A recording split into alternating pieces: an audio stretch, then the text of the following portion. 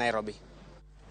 Ramogi mana kaka ne wasingo ni wadwa ng'iyo burano mar Willie Kimani mabende koro gikone orumo odiechieng' ma kawuono mano higni 6.5 nyaka ne ji adek nyaka ne neg ji adego. Antiere kod okil Lorin Wadegu mabende wadwa ng'iyo go to bende ratiro ma pacho ka nyalo bedo ni thuolo mar higni 6.5 nyiso ni ratiro no ok ochiwo yo makare koso bura makamano nego beni kawo thuolo machalo kamano. To bende mano nyiso nang'o kaluwore ni nitiere buche mag nek mathoth e doho ma pacho ka ma kuom higni buora pok wawinjo duoko makare. Machiegni studio inyalo mana lero nyingi matut gi tich mitimo kapok wadhi mbele. An iluonga ni Lorin Wadegu. An okil Kamaloka. Wayalo within Nairobi and also outside Nairobi. Machiegni Leliman ong'adne buch tho ka jomoko modong' to ong'adne gi kindi buch higni 30, 24 gi 20. Bende mano winjore koda ketho mane gitimo mar nego Willie Kimani gi joge. Owinjore koda ketho no to nikech ng'ato ka ng'ato nigi level ma en godo culpable. Ka wacho kamano wacho ni ng'ato ka ng'ato nitiere part manotimo e nekni. Koro ing'ado ne bura kaluwore gi part manotimo. Emomiyo degrees ng'eto go opogore kaka gipogore no.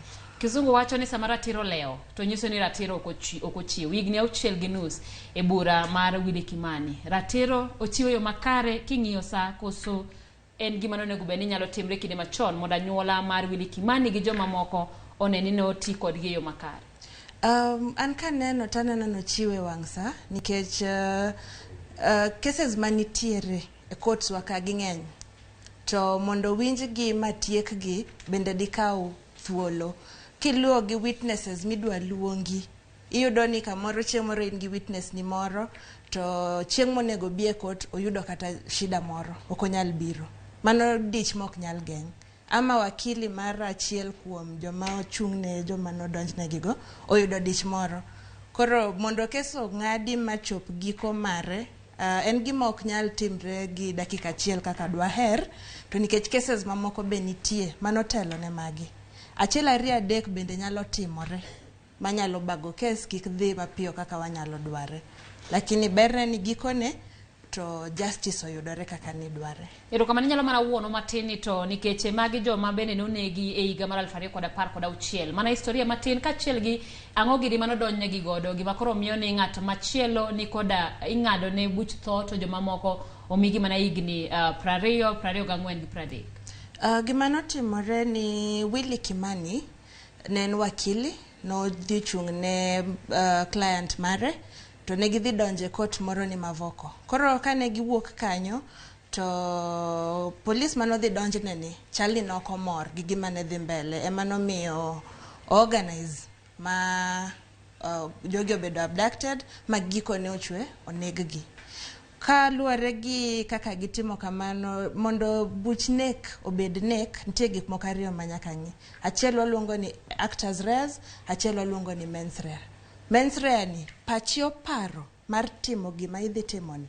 Actors rea itime adier aparo na bro negi to chopo manegi. Mano ema koro nyalo kelo that culpability. Koro gigite mar the first accused Leliman.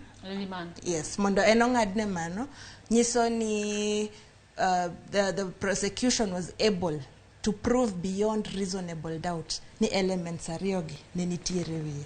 Oparo o execute. Jomachielo gi nyalo yudo ni either circumstantially they were there. Either ntie mana kaka gitudore e case ka but there's some bit of element that was lacking mondo mikoro chop beyond reasonable doubt. But they were also part of the execution process. Koro ng'ato ka ng'ato ing'ado ne bura kaluwore gi kaka koto neno participation mare kacha.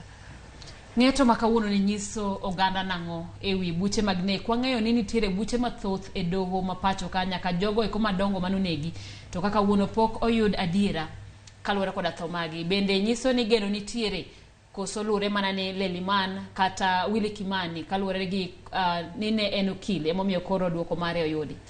Geno nitie court tiyo tije monego ti okinde bende tiyo tijgi mondo okony jo Kenya mondo ginyal yudo ratiro margi.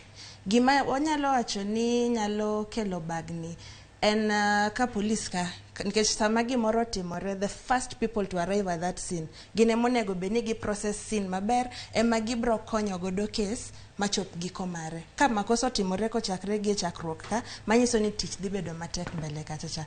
Geno nitie, police tiyo tijegi, okinde tiyo tijegi, doho bende tiyo tije. Erokamano nango kata en wach maduong' manade ma oganda nyalo somo kowuok kuom ne kachiel koda bura mogol kaluwore ni nitiere ji ariyo mamoko mabende kopogore kod Leliman gi Mwenda mabende ne gin kopogore kod Leliman nitiere Josephine mane en obila mabende chieng'ne mane ndiko book kata occurrence book to nitiere jalo mabende ene manochiwo ne sirikal chenro kata gigo manotimore manomiyo ji adek gi nonegi to gikone oyudo kum. Ang'o ma jopiny onego beni somo kaluwore koda weche mag nek machal kama?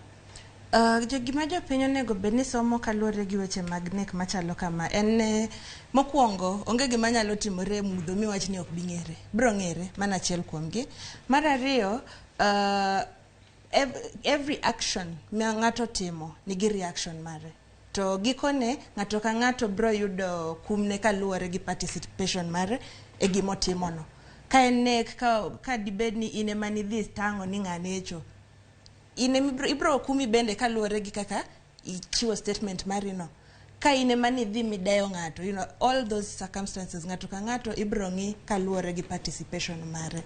Janeno onego tim ang'o e sama ochiwo nende mondo bede kaka jalo mitiyogo ka janeno to kachiel kuom jogo ma onywake i bura? Janeno onego chiwa neno, wacha adier gima noneno, gima notimore. Onge science kanyo. Wach gima nineno kaka notimore to kanyitie katieka. Ka koto neno ni nitiere kaka ni participate bende ibro loki bedo mana accused person. Nikech luwore gi evidence michiwo kachacha ema ibro ming'eyo ni iketi kanye. In janeno koso imbe in achich. Ang'o miyo buche mag nek budho e doho ma pacho ka? Buche mag nek budho nikech mokwongo wan gi backlog. Cases ng'eny. To judges netin. Mar ariyo iyudo ka mondo ichop that walongo ni beyond reasonable, that threshold. Mi prove case ma ng'ata mawuotho nyalo ng'iyo mawach ni nyewe ng'ani ema notimo ma. It's a process. Nyaki luong joneno magichiw testimony margi to samoro yudo ka mano nyalo rokore matin nikech inyalo luongo kata janeno moro to en affected machiegno ok onyal wuoyo. Nyaku kawo odiechieng' machielo. Ama uchopo e nyim doho chieng'no, doho ok nyal bedo chieng'no nikech achiel ariyo adek. Iyudo ka ibro choru nyaka tarik machielo. Aneno ka doho chiwo ndalo 14 ne oro ote marapile ne jogo mabende koro yudo kum kawuono. Ponono ni Leliman gi jomoko adek makoro kum kawuono ode doho marapile. Ginang'o giri, ang'o ma nyalo timore, ang'o mok nyal timore e doho marapile? Ginyalo dhi e doho mar apil ka gineno ni kum mong'adne ni gini ok ber, to gibro chiwo sababu momiyo gineno ni ok ber. Kaluwore gi gima gidhi present e apil kachacha, either inyalo duokne gi piny ama ginyalo maintain nikech ka ng'ato oseng'adne buch tho, it cannot go beyond that. En buch tho no. Koro jomodong' jo higni 20, 30 gi samoro inyalo duokne gi piny ama inyalo medi. Kaluwore gi apigi. Manyiso ni buch tho ok nyal duok chien? Buch tho inyalo duoke chien kaluwore gi ok nyal tere mbele, inyalo mana duoke chien kaluwore gi evidence mitere mbele kachacha. Ka gineno ni it was so severe, nitiere inyalo yudo moro mopogore gi mar thono. Kaluwore gi whatever evidence will present. Erokamano ahinya. Mano Kilorin Wadegu kabende watwak ewi bura mar Willie Kimani ma higni 6.5 toke to koro oyud ratiro ne anyuola kabende koro achije kara jogo mabende koro sani oseyud koda ketho mar nek omi kum mopogore achiel kuom gien obila Joseph Leliman mabende koro ng'adne buch tho ka jowadgi modong' to mi higni mopogore. Nyakoro Ramogi wadhi nyime kama ogai mar obila Jafeth Koome okoni arita mane en